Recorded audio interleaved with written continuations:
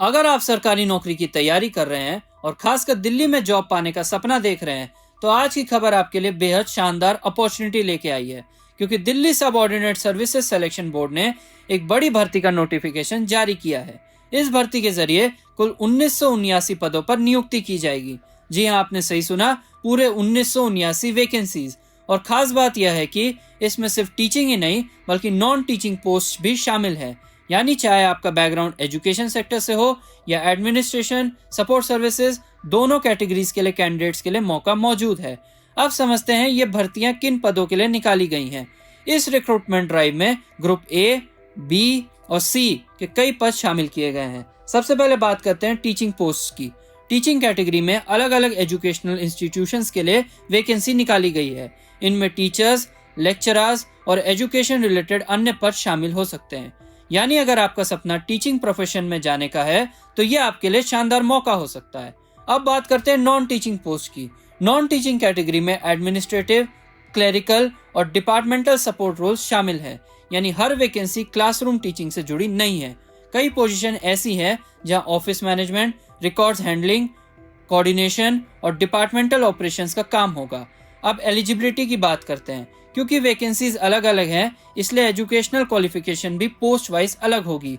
कुछ पदों के लिए 12वीं पास क्वालिफिकेशन पर्याप्त हो सकती है, कुछ के लिए ग्रेजुएशन जरूरी होगी, जबकि हायर लेवल पोस्ट के लिए बीएड, प्रोफेशनल डिग्री, डिप्लोमा या स्पेशलाइज्ड क्वालिफिकेशन मांगी जा सकती है। इसलिए अप्लाई करने से पहले अपनी टारगेट पोस्ट की एलिजिबिलिटी जरूर चेक करें।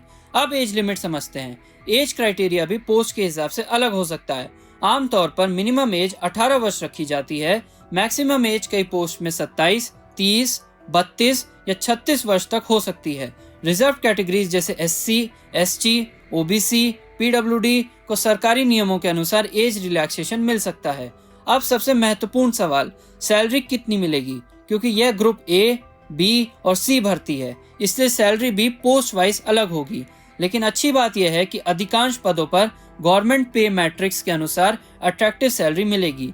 बेसिक पे के साथ DA, HRA और अन्य अलाउंसेस भी जुड़ेंगे।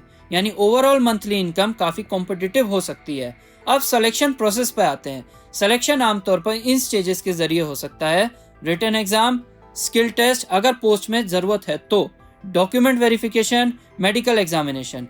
रिटन एग्जाम में सामान्यतः क्वेश्चंस आ सकते हैं general awareness, reasoning, quantitative aptitude, English या हिंदी, सब्जेक्ट स्पेसिफिक नॉलेज। इसलिए प्रिपरेशन स्ट्रेटेजी पोस्ट स्पेसिफिक होनी चाहिए। अब आवेदन की बात। कैंडिडेट्स को आवेदन ऑनलाइन मोड में करना होगा। और सबसे जरूरी बात, एप्लीकेशन की लास्ट डेट 15 तारीख है। यानी अगर आप अप्लाई करना चाहते हैं तो आखिरी दिन का इंतजार मत कीजिए, क्योंकि वेबसाइट ट्रैफिक बढ़ने पर सर्वर स्लो या टेक्निकल इशू भी हो सकता है। फॉर्म भरते समय पर्सनल डिटेल्स, डॉक्यूमेंट्स और कैटेगरी सर्टिफिकेट ध्यान से अपलोड करना होगा।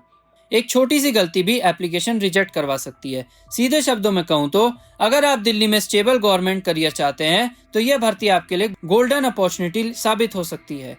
1979 vacancies, teaching plus non teaching post, अच्छी सैलरी और गवर्नमेंट बेनिफिट्स, ये कॉम्बिनेशन किसी भी एस्पिरेंट के लिए बड़ा मौका है। अब सवाल आपसे, क्या आप इस दिल्ली सब ऑर्डिनेट सर्विसेज सिलेक्शन बोर्ड भर्ती के लिए अप्लाई करने वाले हैं और आपकी प्रिपरेशन कितनी स्ट्रांग है? कमेंट करके हमें जरूर बताइएगा। प्रभातखबर.com, विश्वास वही, रफ्तार नहीं।